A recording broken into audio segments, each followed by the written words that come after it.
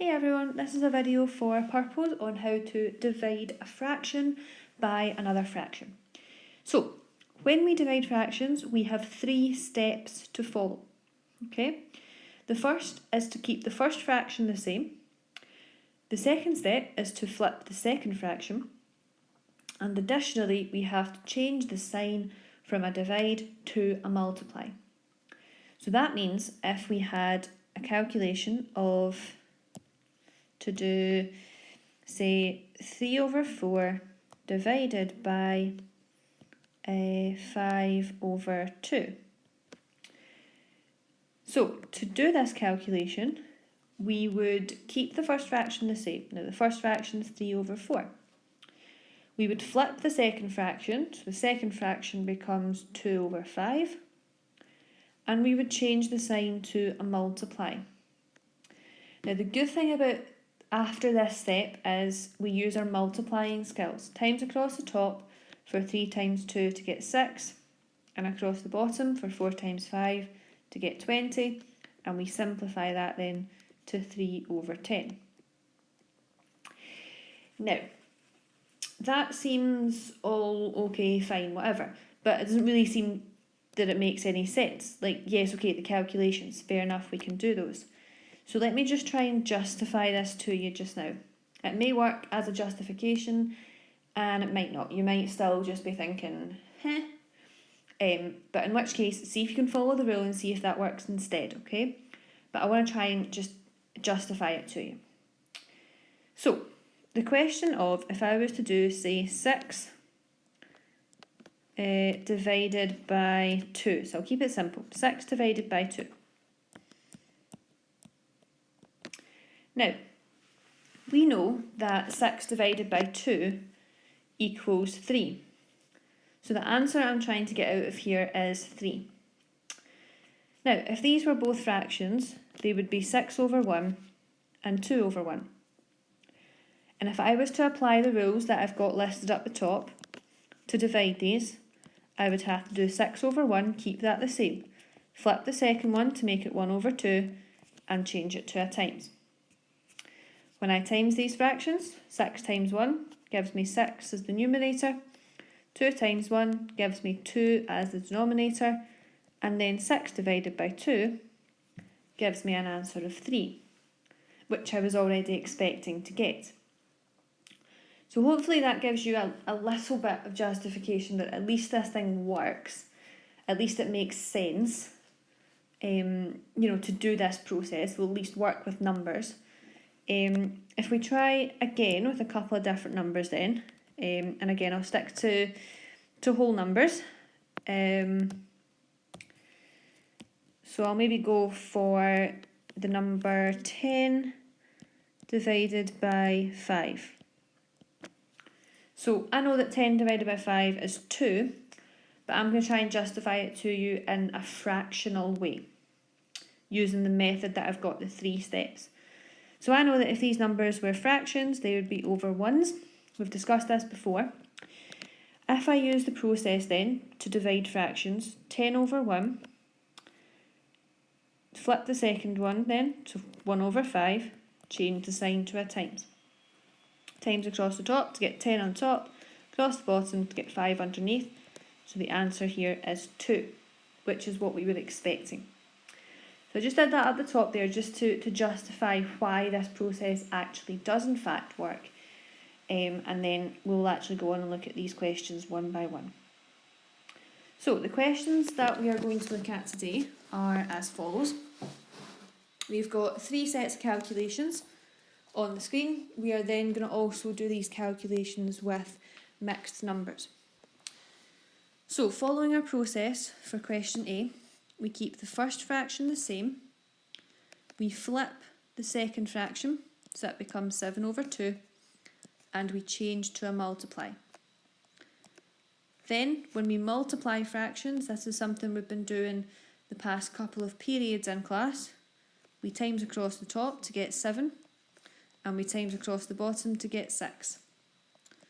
Now we know that we are able to change this fraction here to a mixed number, and it would be 1 and 1 over 6. Okay, Let's apply the process then to b. Keep the first fraction the same, change the second fraction, flip that around, and change the sign to a multiply.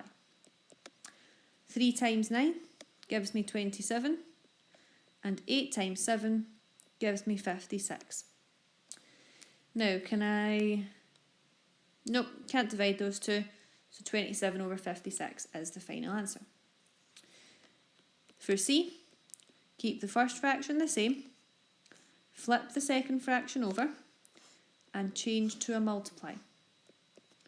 Now this will be quite difficult for you if you haven't been really concentrating and really doing the work on multiplying fractions, because then when you get to this stage you won't understand where the answer is coming from. So you have to be doing all of the work as we go through, so catching up in your own time if you don't manage to make the lesson. So in this case it's 10 times 6 on the top, 60 over 11. We cannot simplify, but we can change to a mixed number of 5 and 5 over 11. Okay. So the next lot of questions are going to involve dividing fractions, but also involving mixed numbers. Okay, and there'll be these ones here. As with multiplying fractions, we must, before anything else, change our mixed numbers to top-heavy fractions. Otherwise, we cannot multiply them and we cannot perform any calculations. So let's change this first one here, 2 1/3, to a top-heavy. 2 times 3 plus the 1 gives me 7 over 3.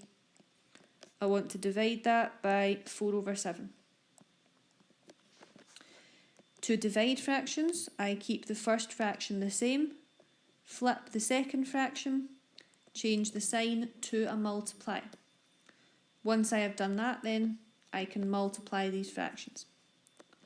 7 times 7 is 49, 4 times 3 is 12. 12 goes into 49 4 times with remainder 1, so 4 and 1 over 12. Let's have a look at E. 3 over 8 is a single fraction, we don't have to change that. Change 1 1/2 to be 3 over 2. We will then perform our operations to divide fractions. Keep the first one the same, flip the second one, and change to a multiply. 3 times 2 on the top is 6, 8 times 3 on the bottom is 24, and we can divide top and bottom by 6 to get 1 over 4. This is the first time I have had to simplify these fractions. Please make sure you always simplify when you are doing these questions. If you have a fraction as your answer, you must simplify it if it is possible. So lastly, 2 and 3 over 10 is 23 over 10. We want to then divide that by 1 and 3 over 2, which is 5 over 3. Perform our calculations then. 23 over 10 stays the same. Flip the 5 over 3 to become 3 over 5 and change to a multiply.